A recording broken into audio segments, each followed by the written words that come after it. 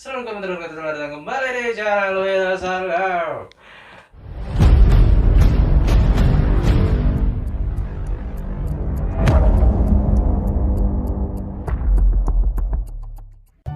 Oke guys, sekarang kita akan review sebuah motor yang paling laris di pasaran Indonesia dan juga di dunia.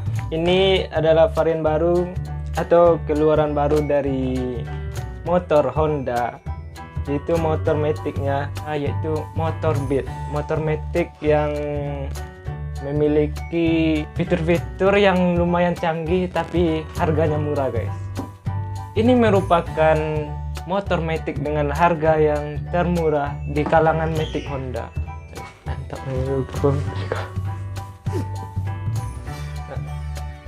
Oke, sekarang kita akan membahas semua fitur-fitur yang ada di motor Beat keluaran baru tahun 2020 ini. Itu berubah 100% dari yang sebelumnya. Oke, kita bahas dari yang paling depan, yaitu dari lampunya. Itu di motor Beat 2020 ini sudah menggunakan lampu LED, sedangkan yang sebelumnya itu masih menggunakan bohlam biasa. Dan lampu LED ini pasti lebih hemat energi dan juga lebih terang guys. Nah, sekarang kita masuk ke rangka motornya. Itu sekarang itu lampu depan, lampu belakang, rem depan, rem belakang. Akan tetapi lampu belakangnya itu masih menggunakan bohlam biasa, jadi masih sama kayak pendahulunya, masih menggunakan bohlam biasa. Dan juga lampu stennya itu masih menggunakan bohlam biasanya juga guys.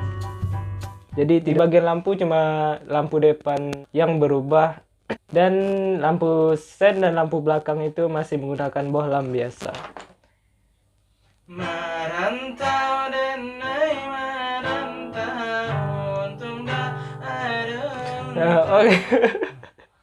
Nah, sekarang kita masuk ke fitur yang di bagian apa namanya? Di bagian dashboardnya, yaitu speedometernya itu masih menggunakan Untuk bagian speedometernya masih menggunakan seperti yang biasa yang lama, gabungan antara digital dan analog. apa maksud?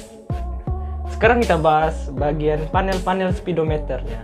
Itu speedometernya itu masih menggunakan digital dan analog. Ya bisa dibilang masih sama seperti yang versi lamanya, jadi nggak terlalu berubah di bagian ini. Surkey shooter di shoot open nggak bang? Sama ya? Itu apa untuk membuka jok belakang? Nah lama enggak kan? Nah, tapi tambahan yang terbarunya itu ada di bagian kunci joknya, itu tidak menggunakan kunci di bagian belakang lagi guys. Jadi ini menggunakan tombol. Iya, menggunakan tombol, jadi bisa langsung dibuka, jadi nggak perlu turun dari motor ya guys. Dan yang spesialnya itu adalah di sini ditambahin fitur power charger dan power charger. Jadi teman-teman bisa ngecas sambil bawa motor buat berpergian jauh, jadi nggak perlu bawa charger lagi. Jadi bisa ngecas di sini, tapi jangan bawa motor sambil main HP guys. Bisa ditilang dan kecelakaan. Tanggung sendiri. Oke guys, sekarang kita masuk ke bagian kaki-kakinya. Di bagian kaki-kakinya ini untuk peleknya itu masih menggunakan seperti yang lama, masih menggunakan pelek racing, dan bannya sudah tubeless, tapi harus ditambahin cairan anti bocor biar lebih awet guys.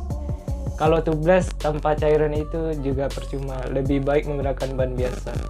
Dan untuk rem depannya itu sudah menggunakan rem cakram seperti yang lama guys, jadi nggak terlalu berubah. Di bagian kaki-kaki ini sebenarnya hampir sama semuanya.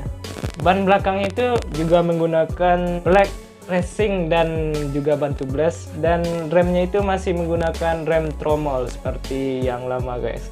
Dan untuk bagian standar samping itu sudah menggunakan sistem cut off, jadi rata-rata motor Matic itu sudah menggunakan sistem ini untuk meminimalisir kecelakaan. Jadi ini ketika standar samping itu belum dinaikkan, jadi motornya itu tidak akan bisa menyala guys, jadi tetap aman.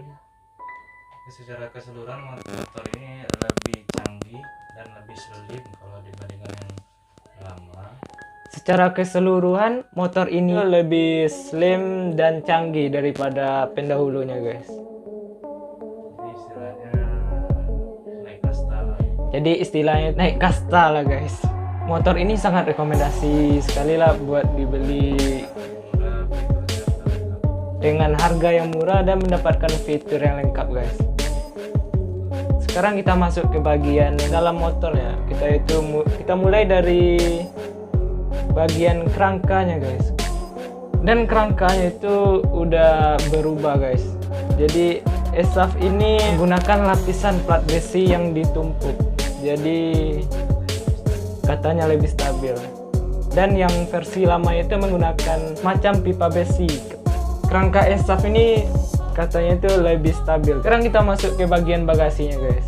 Di sini bagasinya itu lebih luas dibandingkan dari yang sebelumnya. Jadi bisa membawa barang lebih banyak. Sekarang kita bahas di bagian tangki bensinnya guys. Sekarang itu tangkinya itu udah bisa memuat sekitar 4,2 liter. Masih sama yang pendahulunya. Nah, sekarang kita masuk ke bagian depan. Bagian depannya itu masih menggunakan tipe suspensi teleskopik. Jadi jangan berharap ini sudah upside down.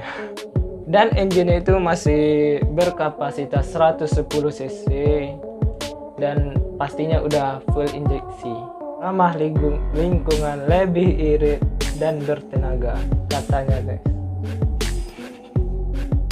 Nah, kalau di soal harga, motor ini bisa dibilang yang paling murah di kategori motor Matic Honda. Dengan harga yang paling mahal itu adalah 17.250.000 dan yang paling murah itu 16.450.000 guys. Oke, secara kesimpulan motor ini bagus dan layak dibeli. Tentunya memberikan aftersales yang sangat mumpuni, memiliki wakil yang banyak, manfaat yang banyak. Dan sampai dulu video kali ini, semoga bermanfaat bagi teman-teman semuanya. Like dan subscribe. Waalaikumsalam warahmatullahi wabarakatuh. Oke guys, sekian penjelasan penutup dari Bang Wito ya guys. Sekian, assalamualaikum warahmatullahi wabarakatuh. Subscribe guys.